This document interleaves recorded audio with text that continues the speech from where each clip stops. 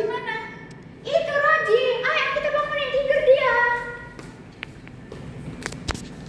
Ji, kita ada tugas video loh. Tugas apa? Jadi kawan-kawan, di sini kami dari kelompok 7 akan menjelaskan mengenai etika menulis ilmiah. Simak penjelasannya ya.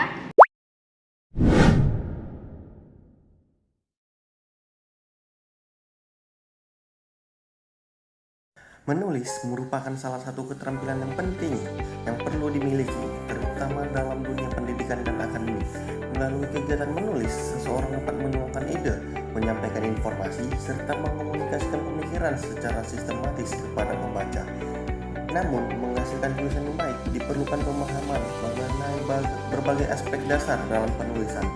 Oleh karena itu, pada pembahasan kali ini kita akan mempelajari jenis-jenis tulisan, memahami perbedaan antara tulis dan menulis, serta mengetahui langkah-langkah yang dapat dilakukan untuk memulai proses menulis dengan baik dan efektif.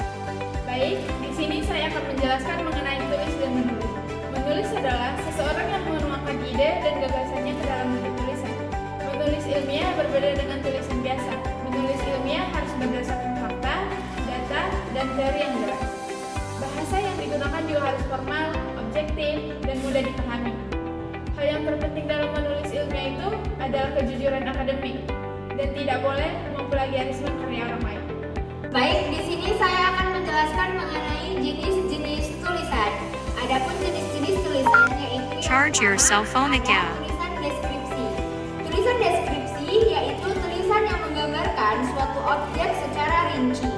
Yang kedua yaitu tulisan narasi. Tulisan narasi yaitu tulisan yang berisi cerita atau